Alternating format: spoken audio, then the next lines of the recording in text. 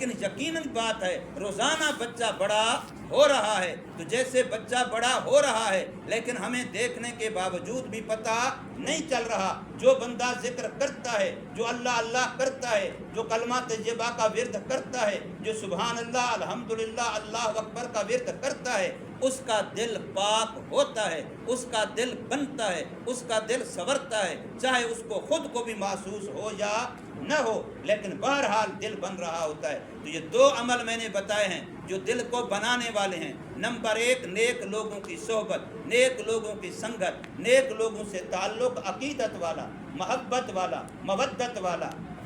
حسن ظن والا، اچھے گمان والا۔ اور اسی طریقے سے دوسرا عمل بتایا کثرت ذکر اللہ، اللہ کا نام، اللہ کی ذات کثرت سے کرنا،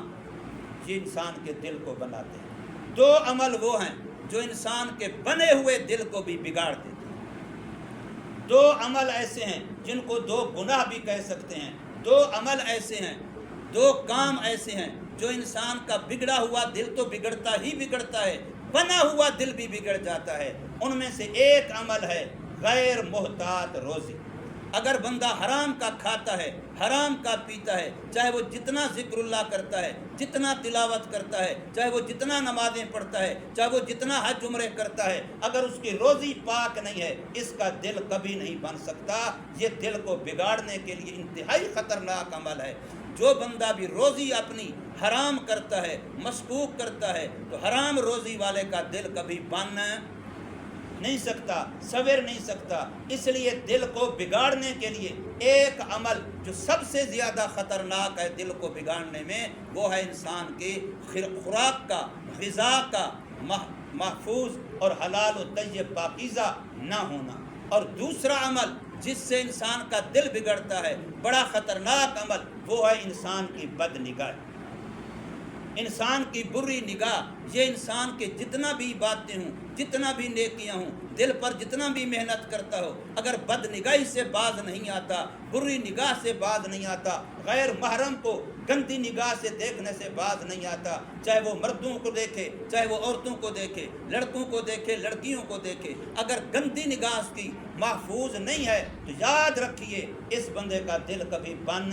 نہیں سکتا۔ تو دل کو بگاڑنے میں یہ دو عمل ہیں، ایک روزی، رزق، غذا، اس کا حرام ہونا، اور نمبر 2 نگاہ کا حرام اور پلید ہونا۔ یہ دو چیزیں انسان کے بنے ہوئے دل کو بھی بگاڑ دیتی ہیں۔ حضور نبی کریم صلی اللہ علیہ وسلم کی احادیث مبارکہ سے پتہ چلتا ہے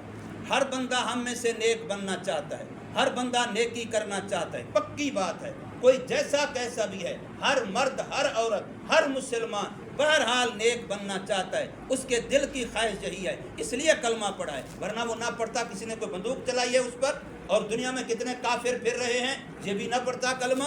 اس لیے کلمہ پڑھا ہے کہ میں محمد کریم صلی اللہ علیہ وسلم کا غلام بن جاؤں، میں محمد کریم صلی اللہ علیہ وسلم کا سچا سچا عاشق بن جاؤں، میں محمد کریم صلی اللہ علیہ وسلم کا ایک اچھا امتی بن جاؤں، ایک اچھا انسان بن جاؤں، میں جنت کا حقدار بن جاؤں، اس لیے کلمہ پڑھا ہے، اس لیے دین اسلام کو اختیار کیا ہے، اس لیے دین اسلام والے عقیدے، اعمال، اخلاق اپنے ذمہ لازم سمجھتا ہے۔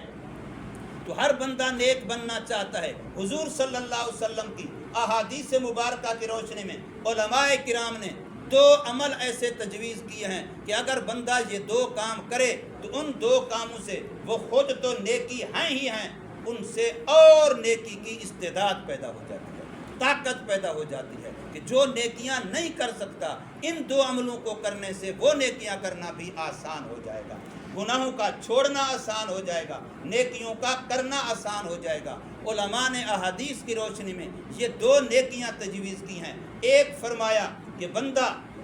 نفلی روزے رکھنا شروع کر دے، نفلی روزے، چاہے مہینے میں 2 رکھے، مہینے میں 3 رکھے، جتنا رکھ سکتا ہے، نفلی روزے کوئی بندہ رکھنا شروع کر دے، اس سے پہلے بھی نماز پڑھتا تھا، اس کے بعد بھی نماز پڑھ کے دیکھے، نماز کے اندر حلاوت کا، شیرینی کا، لطف کا، مزے کا، خشوع خضوع کا، دل لگی کا، اس کو بین واضح فرق محسوس ہوگا۔ نفلی روزہ ایسی عبادت ہے جو خود بھی نیکی ہے اور دوسری نیکیوں کی استعداد پیدا کرتی ہے، دوسری نیکیوں کے لیے بندے کو پاور فراہم کرتی ہے، طاقت فراہم کرتی ہے، اس کے اندر استعداد اور لیاقت پیدا ہوتی ہے۔ اور دوسرا فرمایا